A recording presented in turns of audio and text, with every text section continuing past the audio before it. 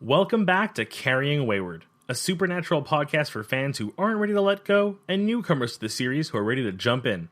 I'm Drew Schulman. And I'm Marie Vigourou. In this episode, we're diving into Supernatural Season 2, Episode 1, In My Time of Dying. Let's get this show back on the road.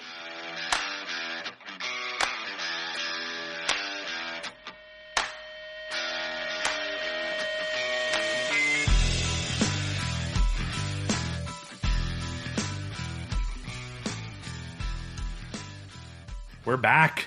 We're back, We babies. Yes.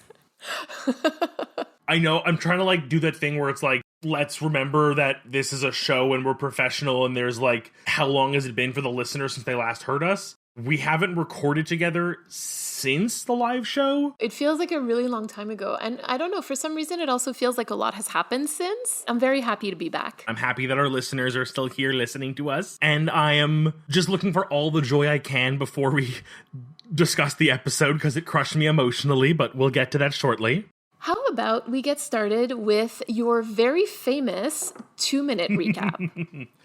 I'm ready. Count me in. All right. 3, 2, 1, go. We pick up on the horrible car accident from the end of season 1. The demon comes over. Sam's all like, I have one last bullet. Do you really want to challenge me? Demon's like, no. And they get rescued. We have Sam is injured but okay. John is pretty beat up but doing okay. Dean, coma. He's out. This doesn't look good. Dean then wakes up and starts looking around for things, only to realize that he is a spirit and no one can see or hear him. And he's trying to figure out what this means. And he gets to sort of watch this battle between Sam and his father over how to deal with things, and not being able to interrupt even though he wants to. And then he does meet another spirit who it turns out isn't a spirit, but the Grim Reaper or a Reaper. And then we find out that John is secretly making a deal with the devil at the crossroads and or a boiler room and is going to give up the cult and something else, wink, wink, nudge, nudge, what could it be, to get the yellow-eyed demon to find a way to stop death and save Dean. And then John drops dead at the end of the episode. Once again, I kind of feel there's a trend. The shorter my recap, the more heartbreaking and emotion we have to handle. It's a very nuanced episode, and that's something that I saw this time around when we watched it. So before we get into that, do you mind if we go into the long game right away? Yes, of course. So like you said, we meet Tessa. Our second Reaper. Our second Reaper. She is the first Reaper with a name, and she's also the first Reaper who can take human form. So we can see that the lore is a little bit different this time around. So we'll be able to talk about that in critical time. So I'm just going to point out a couple of things for the people who have seen a little bit further. So there's these 2 lines that are absolutely heartbreaking if you know anything about the show and what happens in later seasons. Tessa says, whatever's going to happen is going to happen. It's out of my control. It's just fate. And Dean replies, that's crap. You always have a choice. You can either roll over and die or you keep fighting no matter what. So we're starting to see that push and pull between free will and fate. Which is interesting because even without being given the context of how it will play a bigger role later on, I can piece together some things based on what I do know. Mm-hmm. But even just in Dean as a character, it's a great element to him that there is always a choice. There's always a fight. There's never just rolling over and giving up. Absolutely. And see, this is really interesting, and we'll talk about that a bit more, but this really contrasts with the way that he was acting in Faith. Then we are going to remember these particular sentences that the yellow-eyed demon has said. So he's mentioned that Dean is not much of a threat. So we're going to keep that in the back of our minds. And he says to John about Sam, of course, you know the truth. Yeah, that was my first note for this episode was John be lying, John be full of lies, why you lie like that? And then I just really felt bad for Dean's not much of a threat, ow! Yeah, so in the first few seasons, we're going to see this pattern of people and creatures constantly underestimating Dean. And this is one of the first times that we're seeing it happen. And it's just smack in your face. I'll be curious to see where it goes because it does kind of follow again another very video gamey trope of people with powers who are special and the one person who kind of isn't, who's just the normal bystander, and how they can compete with these superheroes. It's something we see in a lot of like comic books or video games. So I'm intrigued to see how they continue this trend further down the road. Let's keep an eye on that as well through this season. Another thing that Dean says that we really need to keep in mind is you can't kill death. Why do I feel like we're going to prove this wrong eventually? Well, probably because I'm mentioning it in the long game, but I don't know. Good point. Like, I'll be honest, reading that line now, I was about to ask you, like, does that imply that Tessa was killed in this scenario? We don't really get any proof of that. She's just stopped. I don't want to give too much away for you. Ooh. We also see our very first demon deal, so that's really exciting. We got to see it happen. And finally, we have the doctor who says to Dean, you got some kind of angel watching over you. Oh, I clocked that line, do not worry. I mean, of course, who hasn't clocked that line? It was amazing. It was perfect. But we've known that since Faith. That there are angels watching over Dean, or at least one. So with the long game all tidied up with a little bow on top, shall we move into story time so we can discuss some very interesting story beats in this episode? So something that we can do here is to try to look at this episode with hindsight. So meaning to really look back at the episode knowing that John planned to make the demon deal all along. Knowing that Dean survives, and basically knowing that what Sam is going to feel at the end. And I would also like for us to pay particular attention to who is lying and who is telling the truth. I noticed a lot of people lying and a lot of people telling the truth in various circumstances. I just thought that it was interesting and that there might be something there. I mean, right away with John, like, there are some lies. They do tend to kind of fall in that same little realm of they're white lies. They're there just to protect ultimately Sam, which I think says a lot about the end of this episode, which I don't want to jump to too quickly. There's something weird about the way John handles everything this episode, and I'm curious if not that would he do it differently if it was Sam or Dean flipped, but how would he talk to Dean in the same scenario versus Sam? That's actually really interesting. Let's try to keep that lens because I didn't want to identify a single theme for this episode. I figured that let's talk about it a bit more organically and see what comes up.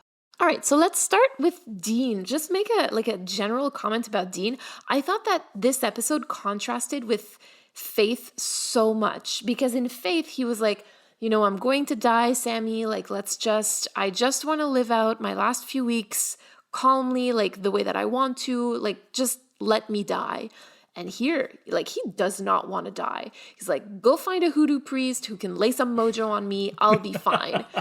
He is just fighting as hard as he can. And even the doctor says, he's fighting really hard, but we don't quite know what's going to happen. So 2 things. 1, I love that line and the fact that Sam literally repeats it. There's the part of me that's like, oh, it's a cute joke, they're brothers. But then there's the part of me that I think this leans into their psychic connection, or at least Sam's latent psychic abilities, that he, absorbed that information from Dean's spirit and was able to regurgitate it without realizing it. The same way he kind of heard Dean when he was crashing. That's true, yeah.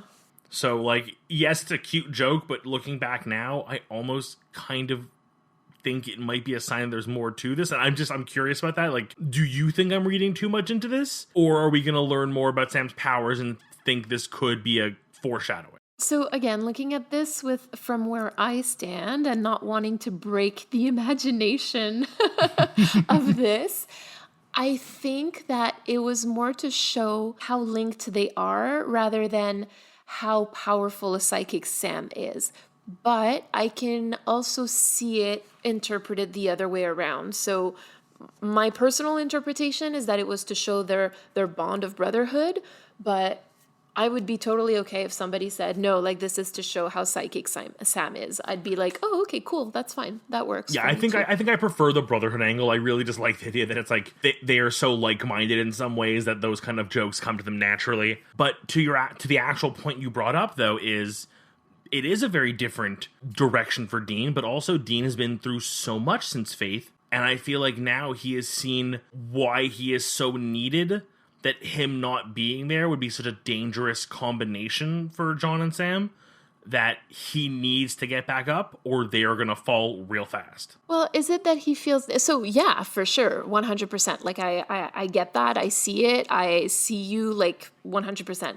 But I'm also wondering now if it's not that he just likes his life better now that his dad and his brother are a part of it. It's easier to hang on to life when you like your life and when you're happy in it than when you're not. And so I think that Dean was just happy to have his family back together. So let's move on to that scene with John and Sam, where John tells Sam that he needs, some stuff, some ingredients for a protection spell. And clearly, we find out that he's lying. So it makes you wonder, like, what else is he lying about? Because we know that he's trying, and you clocked that earlier. You said, he's protecting Sam from what he's about to do. I think that he's lying to protect Sam's feelings. And it's funny because I'd forgotten about that shot when Sam walks out of John's room and the camera pans out from John and then focuses on Dean in the corner of the room. It was like just, wow, perfect. What a perfect moment to show that like there was more to what John was saying, to show that basically he was lying. Yeah, and I think it acts like a nice accent to the existing lies we've learned throughout the episode, that he clearly knows more about Sam's abilities and what the demons want with him exactly. Like, I don't think that's particularly news to us. I mean, I think we kind of get the gist of it in the finale. But to know that John knows more, it just raises questions about how much he knows about the yellow-eyed demon that he wasn't telling them.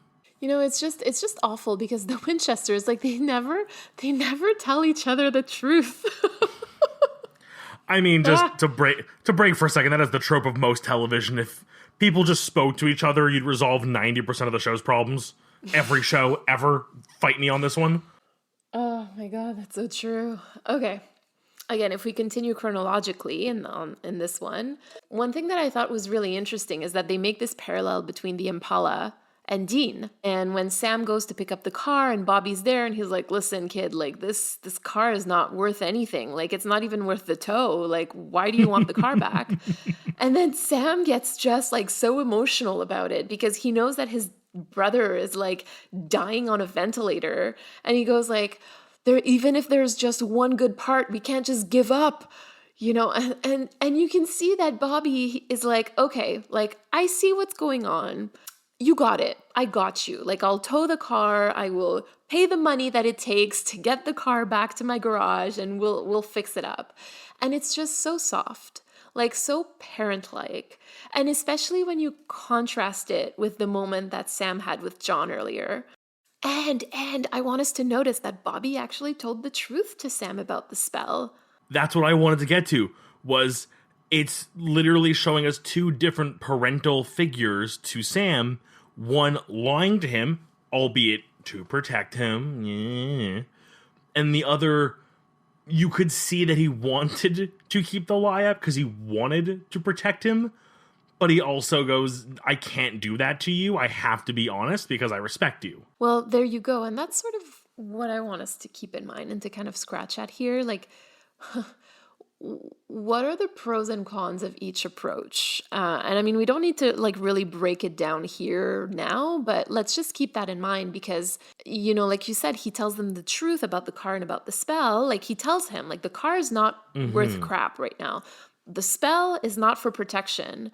But yet he still does what Sam needs from him. He gets him the ingredients and he tows the car. So you just have these two approaches where when you tend to compare them, to me anyway, John's approach comes off as manipulative. Oh, 100%. I don't know. I feel like this is one of those things. I'm going to bring it up. I'm going to say the words, and then it's going to launch you and I into a very long dialogue. So I want to be safe. I think it's the right time to do it.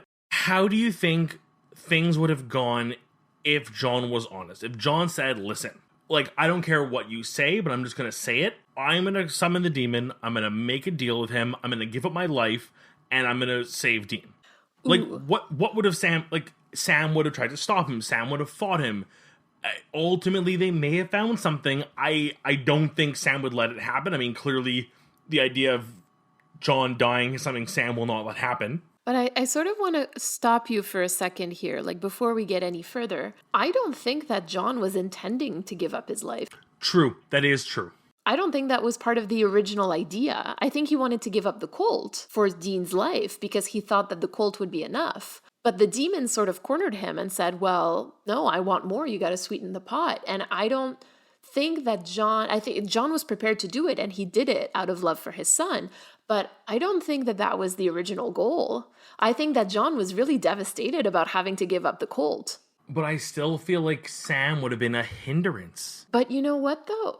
But yes, I think that Sam would have, well, would he have really fought him on this, you think? That's what bothers me, is I feel like even if he wouldn't, let's go altruistic here, let's be rainbows and puppy dogs for a second, that John goes, hey, you're right, you caught me in a lie, here's my plan, I'm going to trade the colt for Dean. And Sam goes, yeah, that's cool, I'm down. Why did John have to lie to him then? Why did John feel that he had to not tell Sam the truth? I think that John did not want Sam anywhere near that yellow-eyed demon.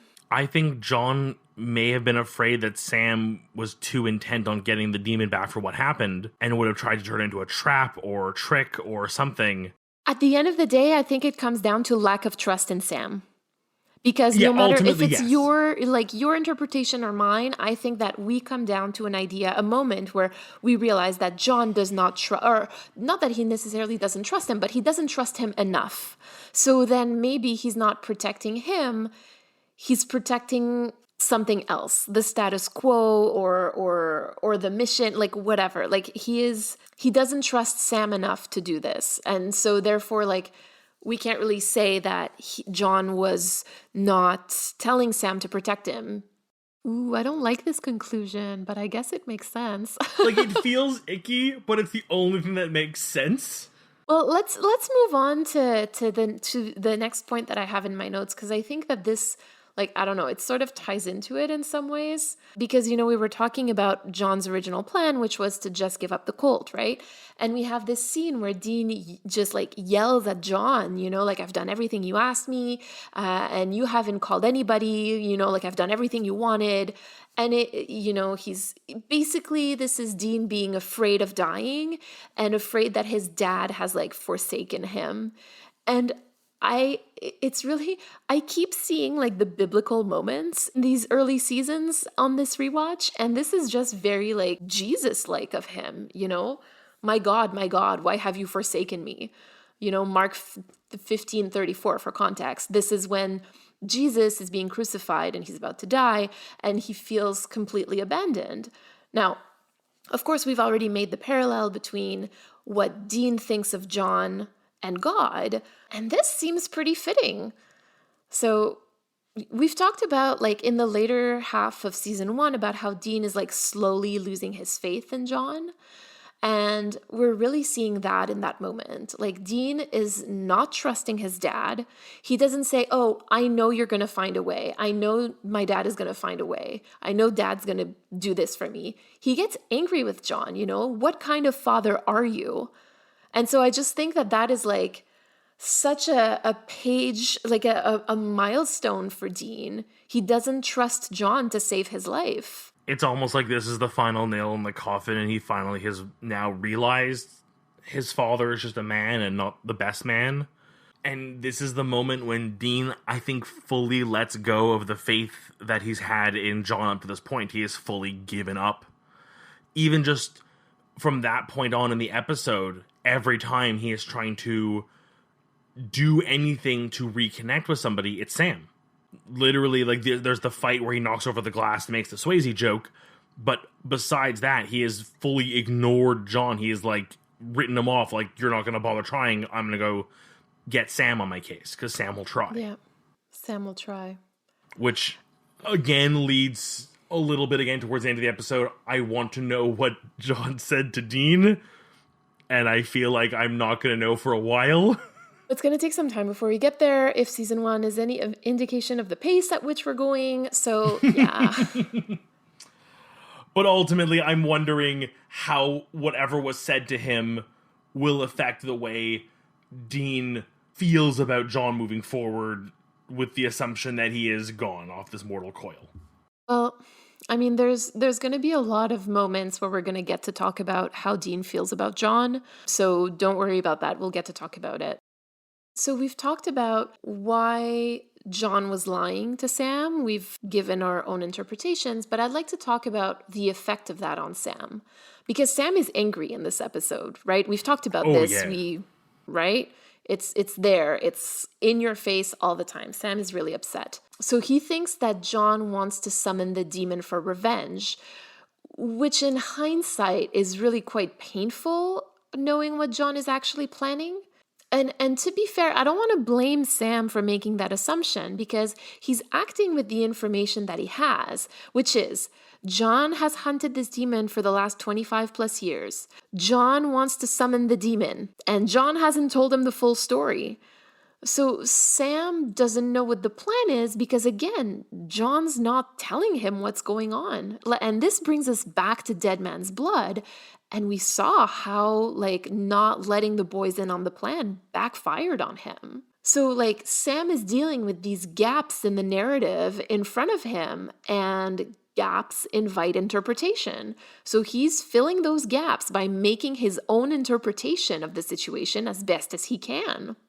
But it also feels a bit childish. It just feels like he's not trying to understand rather than asking the questions, figuring things out, doing the normal, let's get to the bottom of this. Obviously, he's distracted by everything going on with Dean. Like, he's not in the right headspace for this. It's understandable. But it really feels like when a child throws a tantrum at a parent for something the parent cannot control. Interesting. So when we talked about Dean getting upset at John, you didn't have those, like, that didn't come to your mind. It came to your mind for Sam, though. Do you know why? Again, Sam is just usually the more level-headed one, the one to do the research and find the answer, not jump to conclusions. Whereas Dean, I expected a bit more, but also this feels like Dean has been building up to this for so long. We've watched the faith fade from him episode by episode, so he reached a conclusion of, you are sitting here doing nothing and telling Sam that it might not be doable. I feel like you're giving up on me, versus Sam going, you're not telling me everything, you're doing these weird shady things, I'm going to now jump to conclusions and make assumptions and not confront you, which feels very not Sam to do. But he did it in Dead Man's Blood too. Did he, where though? he was he was basically screaming at John and demanding answers, and we had seen that John was starting to let them in on different plans, especially in like Salvation and Devil's Trap. So we thought that there was like some sort of turnaround there. There had been like a shift in the dynamic, but here we are like right back to that original dynamic. And I think that the whole quote unquote childish, because I don't think that this is childish, but I do think that there's an element of like quote unquote revertigo there, where like in moments that are really emotionally charged, you tend to revert back to old dynamics with the people around you. And I think like this is it. This is partly what's happening with Sam. And yeah, I really think so. And I don't know. I feel for Sam because Sam has spent his entire life being disappointed by his dad. And so to him, it's like, it's just another disappointment. Like you're just doing, like you're back to your same old antics and you don't care about us. I mean, yeah, you're right. I think the reversion, the regression to the way things used to be is a better descriptor than a tantrum. But also to your point of Sam got mad at, John and demanded answers and eventually got them. Here he just goes, I'm going to make assumptions. I'm not going to ask you any questions.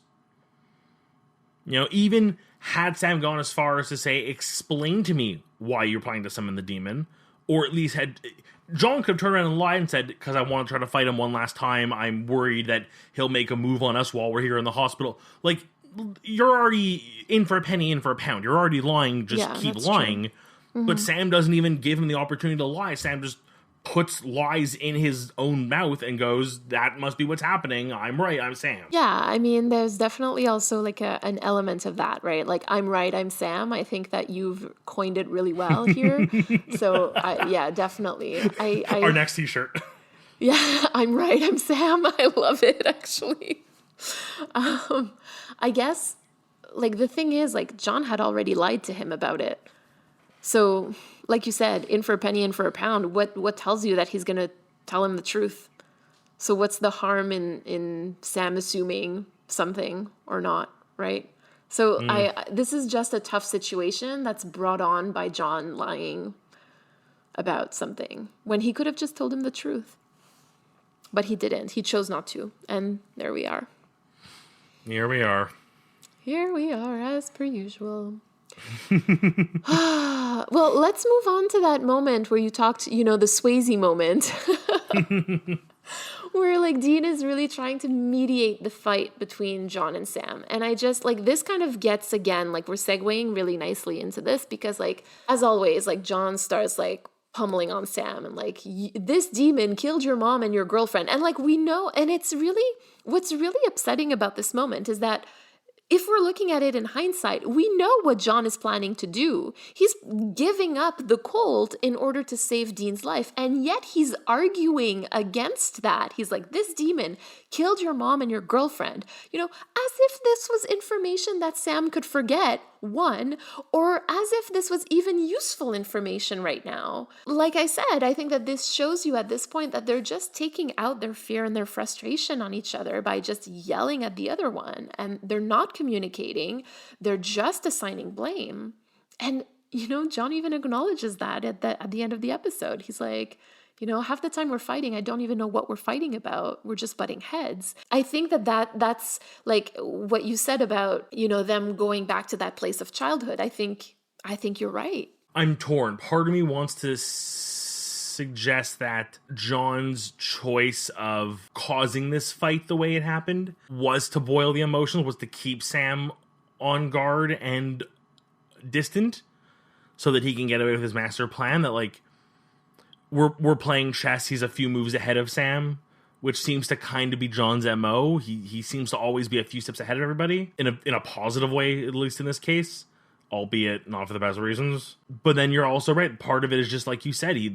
John says it. He doesn't know why they're fighting. They just do. And I mean, I think that that's truly the tragedy for these two characters, is that they never really got to talk it out, because, near the end we'll get to it, but John apologizes to Dean, but he never gets to apologize to Sam. I mean, we'll touch on that ending in a moment because we're getting pretty close to the end of the story, but yeah. And there's just like this little tiny thing also. So when they pull out the Ouija board and they play, like, Sam is asking Dean if the Reaper is after him. And you can see like the tiniest hesitation on Dean's face before he answers. But he really chooses to tell him the truth, like Bobby did earlier. And again, like, I think that there is power to that. There's power to being truthful with the people you love. So there's one little detour that I'd like us to take here, because Sam at one point, because Sam goes, once he finds out that the Reaper is after Dean, he goes, oh, Dad will know what to do. So even after all of their fighting, he still goes to his dad for knowledge, right? So Dad will know what to do. I think you really might be onto something with the whole childish thing, actually, the more I think about it. Because this is a very childlike reaction. Like, let's go get Dad for help. And we've talked about Sam as being the bringer of knowledge in season 1. And this really does intensify in season 2 and onward. And I'm wondering if this, like, isn't Sam trying to overcompensate. And here's what I mean. He's trying to be as knowledgeable as possible because he's seen what happens when you make decisions without the full picture. You can see it as, like, either he's trying to walk in his dad's footsteps because John was usually the bringer of knowledge when the three of them were together, or you can see it as, like, he's trying to avoid making the same mistakes as John by making sure that he is informed of what's happening. And again, like, there's this parallel between knowledge and truth here, because truth keeps you from access, like, or untruth, like telling lies, keeps people from accessing knowledge in this particular episode. Either way, we start to see Sam, like, settling nicely into the role. Like, I feel like so many notes in this episode were just, like, a one-off line that seems so, like, conversational and fluid and simple, but when you really take a step back and look at that line, you realize how deep the roots go. Yeah, so we've talked about this really briefly already, but, like, When John and the yellow-eyed demon speak, we find out that the demon knows something about Sam and, quote unquote, the other children. And that whatever that thing is, John has again been lying to Sam and Dean about it. Breadcrumbs have led us far enough to know there are other children with powers, as we met in Nightmares. We know there's something up in the fact that they've been tracking this demon who's been killing in the same way multiple times. And then there's also the fact that even at the time, I felt John's reaction to learning about Sam's visions felt weird at the time. That's true. And he said something like that, happens, you call me. And then the conversation derailed to like, hey, buddy, we tried to call you for an entire season and you just never picked up the goddamn phone. It's the kind of thing where it's like, you expect a bigger reaction. You expect like the next line after the like, oh, we can never get a hold of you. And John being like, oh, I guess you're right. Okay, but seriously, you're having vision? Like, you go back to the point. But at the same time, we, until this point, never knew that John knew more. And this, again, is a great bit of storytelling in the fact that, of course he knew more. Of course he knows more. Yeah, and I think that's the thing that we have to remember. It's that what we seem to understand here is that John knows a lot more than he lets on, but he doesn't let people know that he knows. And I think that that's something that we really have to keep in mind when we're talking about John as a character. The next point that I want to get to before we talk about the end is that moment where John apologizes to Dean. You know, he tells this story about Dean, who as a kid would actually comfort John after his hunts and say, you know, it'll be okay. And John apologizes for that parentification. And when you look at the apology, objectively, it's really quite good because it names the problem and how it should have been fixed. You know, he says, you shouldn't have been saying it to me. I should have been saying it to you. I put too much on your shoulders. I made you grow up too fast. You took care of Sammy. You took care of me. It's interesting because until yesterday, I forgot about that moment entirely. I didn't remember that John had apologized to Dean about this.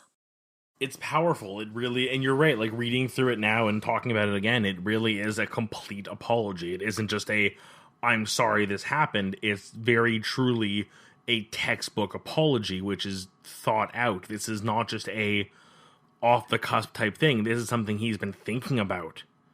You know, he knows. You know, it wasn't a, hey, you did this, apologize. You're right, I messed up. This is something he's been stewing over. Absolutely. I think, wow, that's not even something I had thought about, that he would have been thinking or stewing about this. But it's so true, because to be able to name those moments, to be able to say those words so specifically, he had to have been thinking about it. And this ties up quite nicely with the rest of the episode in that John knows when he's doing something wrong, but ultimately for the greater good. He knows lying to Sam is the wrong move. He knows it's going to just lead to pain and suffering on Sam's part in the small, but it's going to save Dean's life. And if he tells Sam the truth, it might not. Exactly. And to me, like, it's always impact over intent, right? Like, I don't really care that somebody didn't have or had good or bad intentions. Like, what really matters to me is the impact that those actions have. And that's why, like, I understand on an intellectual level that John wanted to do things for good, but all I keep seeing is the impact that he's had, and it's not a positive one. So it's hard. But are we ready for another episode of Let's Get Biblical? So John dies at 10:41 a.m. Now, I am a Swiftie, and so you cannot give me a number without me trying to make sense of it, right? So obviously, I looked up John 10:41 in the Bible, the King James Version, and here's what it says. And many resorted unto him and said, John did no miracle, but all things that John spake of this man were true.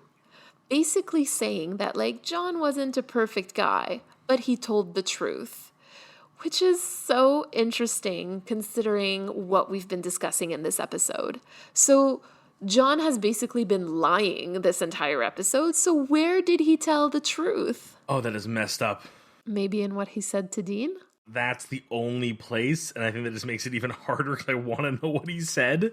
I mean, this brings up my whole other point, which is a whole other can of worms, but why did he say nothing to Sam? Haha, we will actually find out about that. Are we ready to finally move on to critical time? I have so many little things to say in this critical time. But first, as we've said, who are the writer and director of this episode, Mary? All right, so let's get started. So this episode, unsurprisingly, was written by Eric Kripke. So we can see that, you know, as the showrunner, he was writing the very important and key episodes in the seasons, and this one, you know, with John's death is absolutely one of those.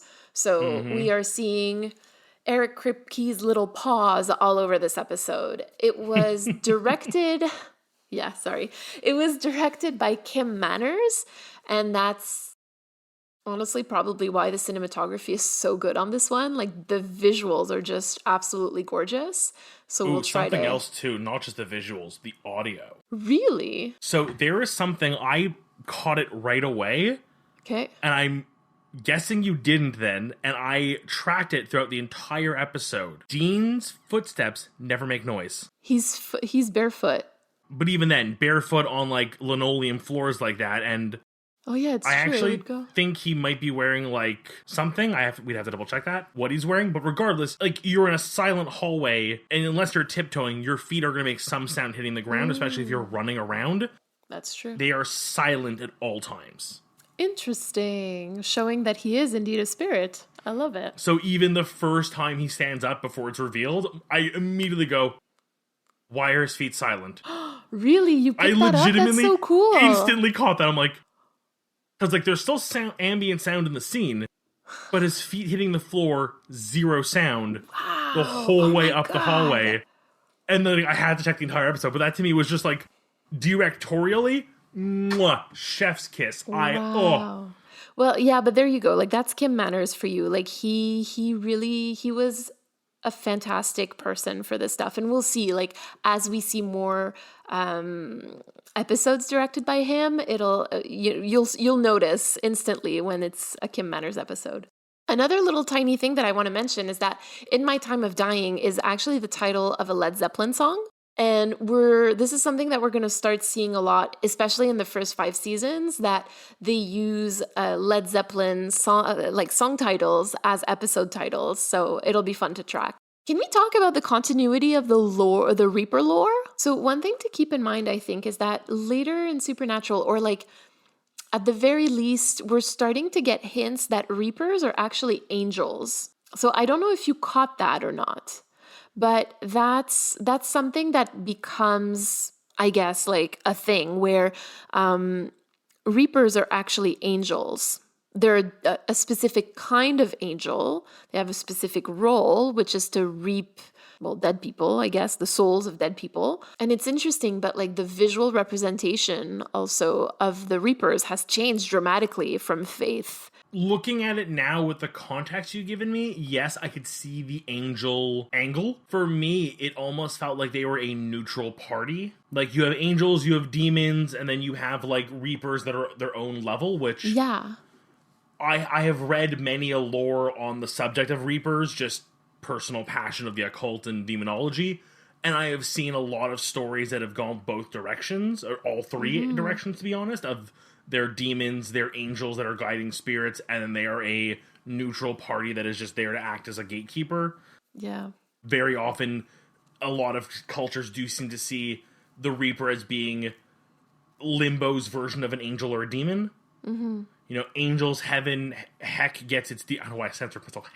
Hell gets its demons. Hey, Chi, double hockey sticks.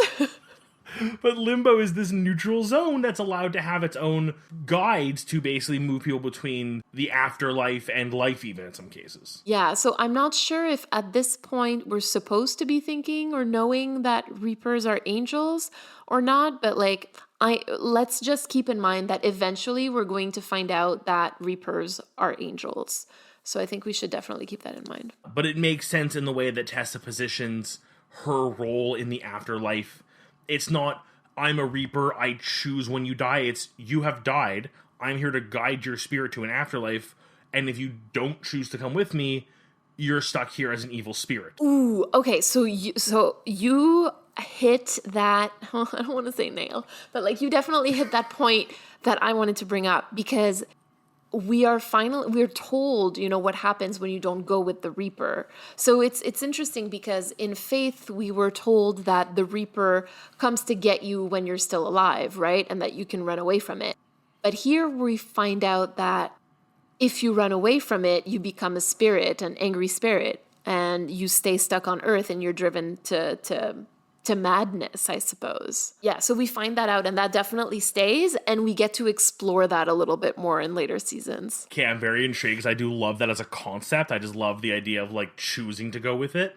I could still in my own mind, and I'll even try to vocalize it here, finagle the idea of the Reaper can still take somebody if the need comes, and the fact that this Reaper was being controlled in Faith is why it was killing people versus just taking their souls when it was their time. Kind of like a being like they have the power but they're not supposed to, but they can if they need to type thing. Absolutely.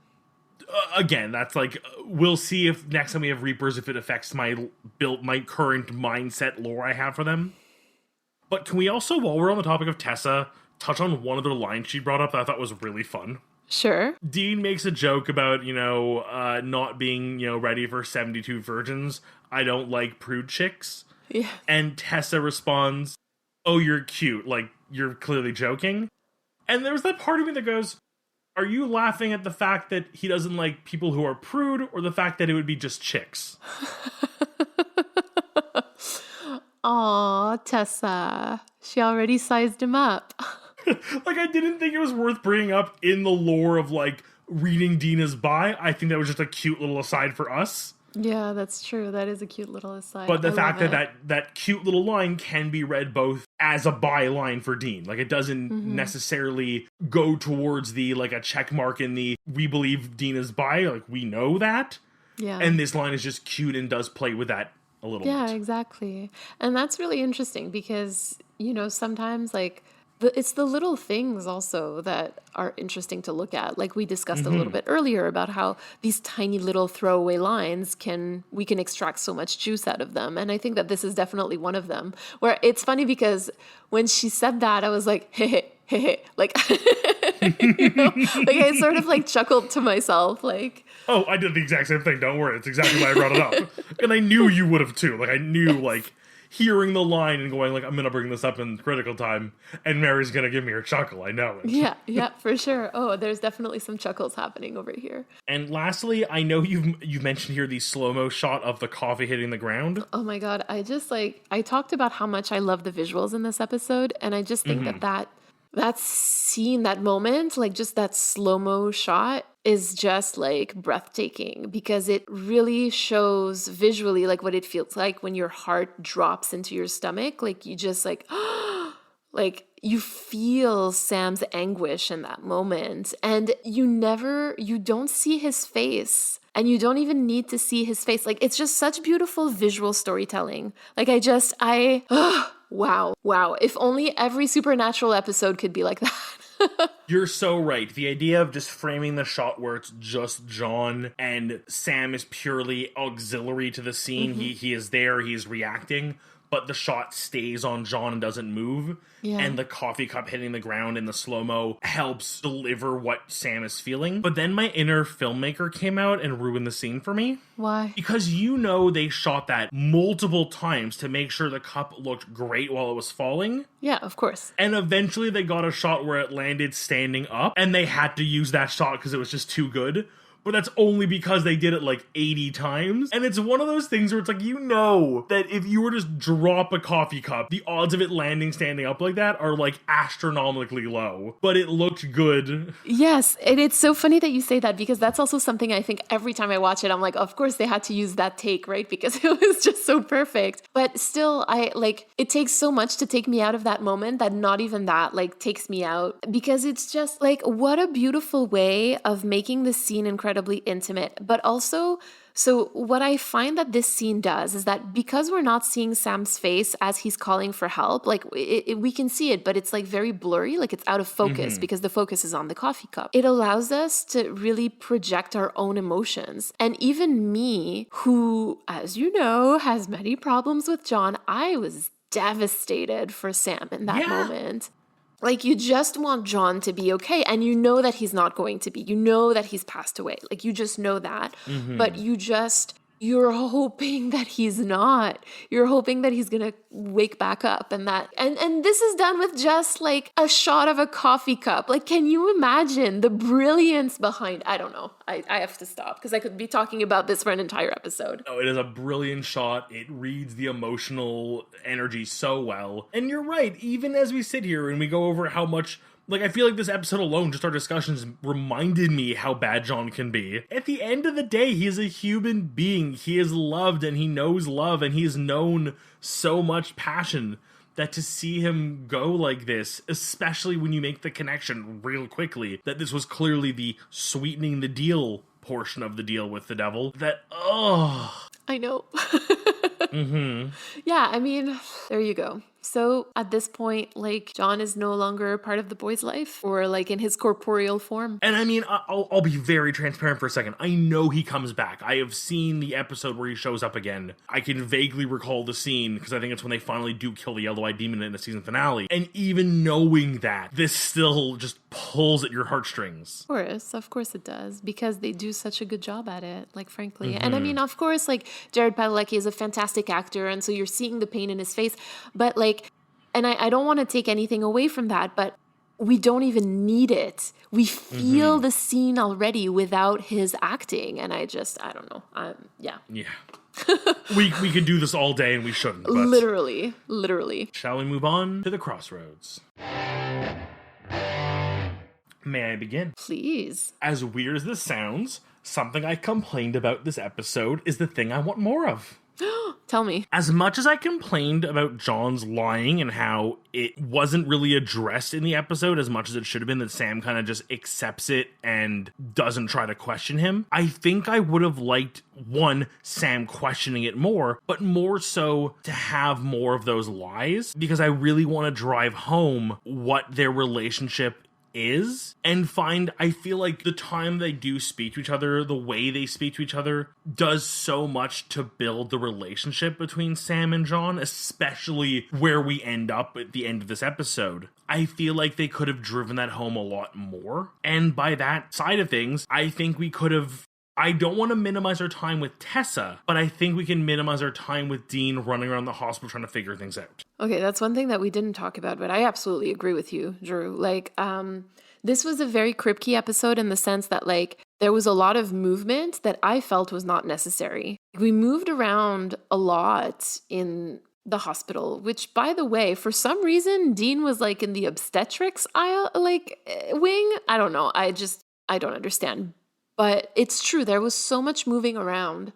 I agree with you. It would have been nice to have a little less and to have a little more focus on the relationships instead. Yeah, like, as much as this, I feel, is a Dean episode, like, I think it goes without saying this is a Dean episode, but I think that relationship between John and Sam and just the way that it was handled suffered because they needed to fill more time of Dean doing things as a spirit, which also kind of worked to its benefit a little bit, in the sense that it made it feel like a classic Monster of the Week episode, when in the end it kind of wasn't. As much as I'm getting rid of it, I do want to take a moment and defend it and say, I really think, had they been able to get Sam and John done in the same time frame as better in the way that I wanted, I am really content with the way the episode was written around Dean and being a ghost or a spirit, in the sense of, I legitimately, like, I record myself when I watch these for, just for fun reaction and note-taking, And I said out loud, oh, this isn't going to be a classic Monster of the Week episode. And then I corrected myself saying, oh, clearly it is. He's hunting something. And then at the end of the episode, I realized, like, oh, it wasn't. That was literally a fake out. Like, kudos. It was a good fake out. But as fun as it was and as well as I thought it was executed, I think we could have ditched it, condensed our time with Tessa into more of a having Dean, even if it was the same realization of seeing it in the book, of figuring out, oh, this other spirit that's been talking to me isn't a spirit, but it is a Grim Reaper, versus the, her and I are hunting this thing together and I'm not gonna let it take her because it's a Reaper, and then, oh no, it was you. It was like one twist too many that wasn't needed, and that time could have gone towards Sam and John. It's interesting because my deal is very similar and yet very different. Oh, please, do indulge. Because I also would give up, because truly the only information we really needed from Tessa was what happens when people don't follow the Reaper into wherever she wanted to take him, right? Like, that was really the only information we needed from her.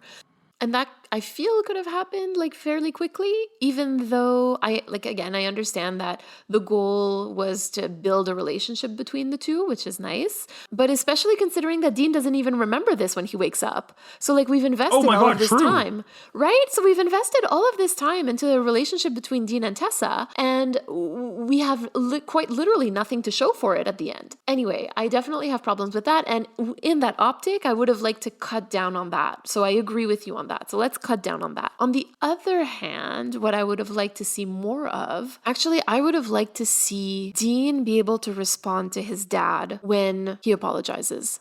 Through the seasons, and we've already started to see this, we can see that Dean has a lot of trouble like responding when emotional things happen, especially when he receives emotional information. So in this case, like, his dad was offering an apology and Dean just doesn't really know what to respond. He goes like, why are you saying this? Like, what's going on? When clearly earlier he was so angry at him for not trying to save him. And again, I understand that he doesn't remember this, but the feelings are there. The feelings are still there, right? Like, those feelings of anger and betrayal to a certain degree, like, he feels them. And so when John actually validates, Dean's perception of things, Dean's not able to respond. And I wish that he had tried to at least just say like, well, okay, like, even just acknowledging it, because he doesn't even acknowledge it. He's like, why are you saying this? Why all of a sudden? What's going on? He questions, but he doesn't even acknowledge.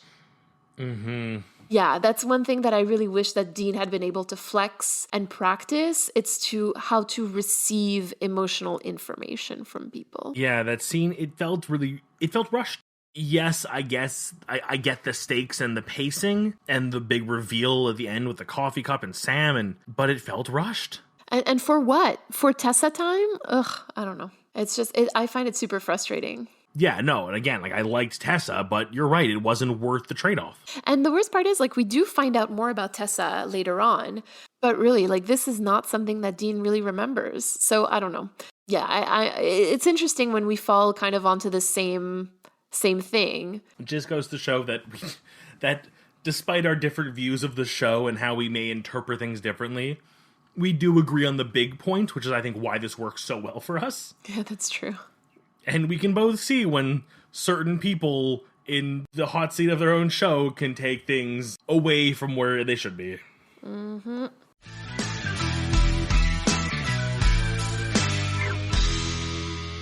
You've been listening to Carrying Wayward, a supernatural podcast produced by Rochelle Castellano, hosted by Drew Schulman and myself, Marie Vigourou. Help us keep the conversation going. You can send us a voice recording at carryingwayward@gmail.com, and you can follow us on Twitter, Instagram, and TikTok, and YouTube using @carryingwayward. Subscribe on Spotify or Apple Podcasts for weekly content, including special episodes. And don't forget to come and rate us on Apple Podcasts, please. And we'll see you next week. Carry on, our wayward friends. I think I wanted more. Sorry? More a helicopter? I wanted 2 helicopters. There was not enough helicopters in this episode. Like, there was only one. I was not happy about that. No, all of them should have their own helicopters. What am I paying healthcare taxes for?